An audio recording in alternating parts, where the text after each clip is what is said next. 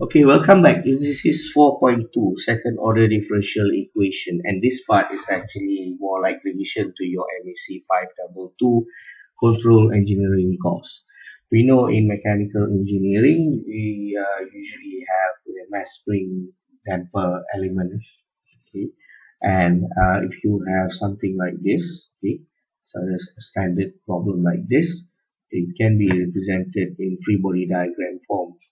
Okay, so we have mass in terms of kilogram, K is a spring constant, and C is the viscous damping coefficient.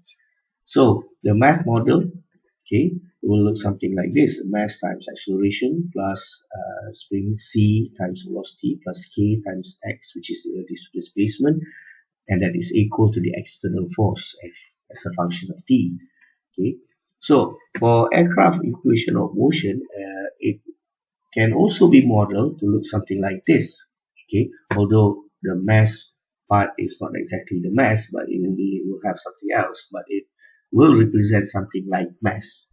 Okay, and and so is C and K.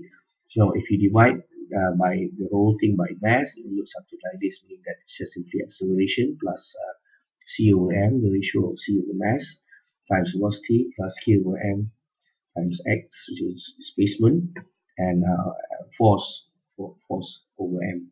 Okay, now the basic state will be x. Okay, so next.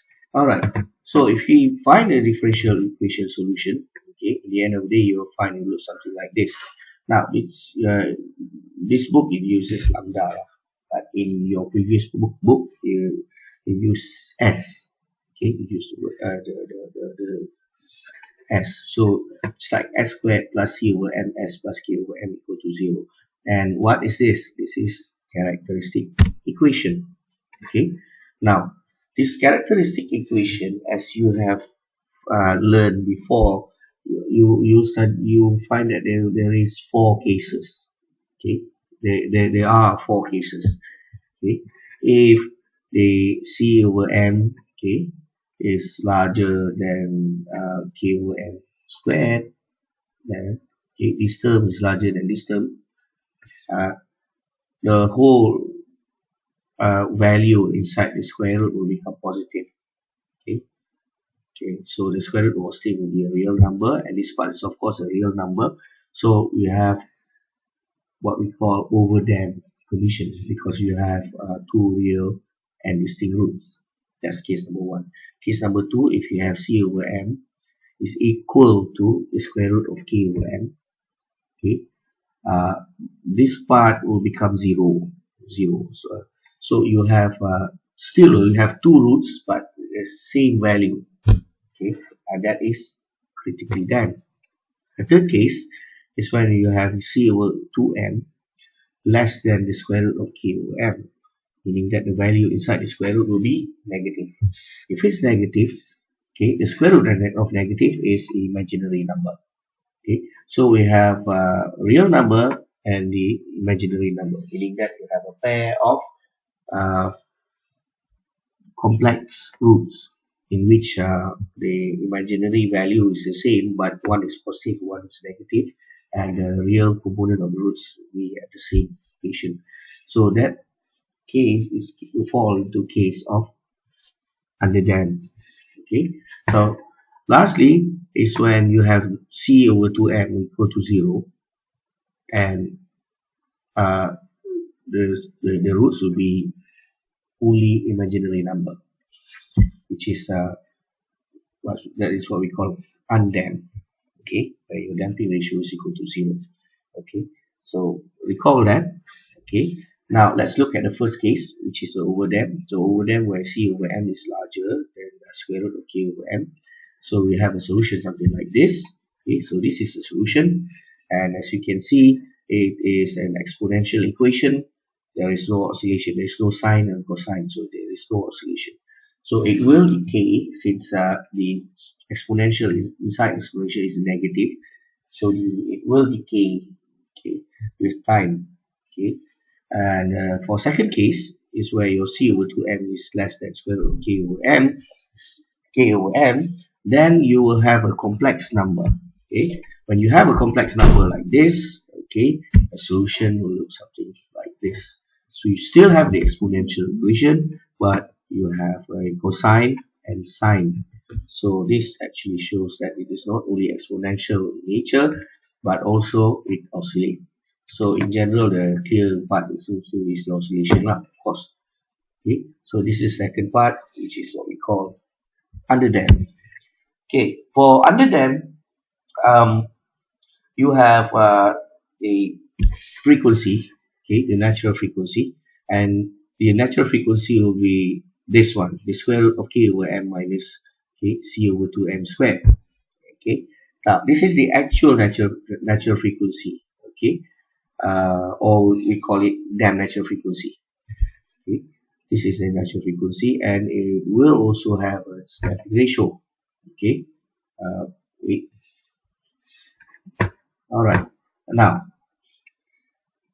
uh, let's move on. Okay, and if you have a case of critically damped where your roots, okay, is repeated roots, okay, the same roots, okay, your solution will be something like this, and it is also exponential and decaying. Okay, although you have C2T, and it will get go to infinity as time goes to infinity, but this one will decay faster, so it will go to zero. The overall equation will become to zero. Okay, so in short, okay, let's look at the motion of overdam. Overdam is just exponential motion. Okay, in this case it will decay since e to the power of negative. And second is the underdam case. Okay, it is also decaying, but it is oscillating. Okay, up and down, up and down. Okay, until it settles down. Okay, and the third one is critically damped. Okay, so three cases.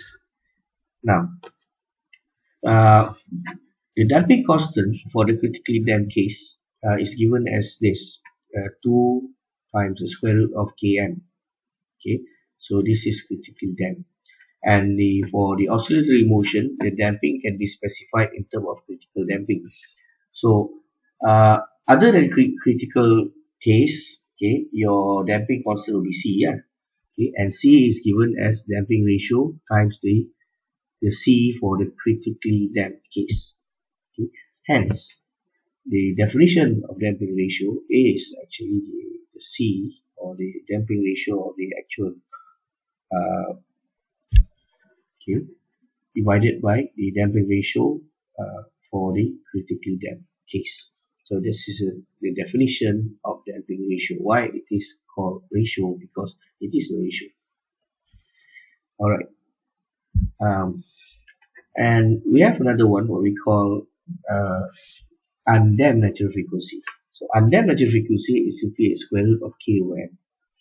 Okay, this is the natural frequency if your damping ratio is equal to 0. In the case of undamped, no damping, okay, then you have omega m. So you see the difference. This is omega, you have subscript n here, but the damped natural frequency, or the actual natural frequency, is just omega, or some people just put it E there, damped natural frequency. Okay. Okay, now in the end of the day, the model will look something like this, something that is I think you're familiar with. Okay, so d squared x over dt squared, which is basically an acceleration, or x double dot, okay, plus 2 damping ratio omega n, or natural frequency, times velocity, plus natural frequency squared times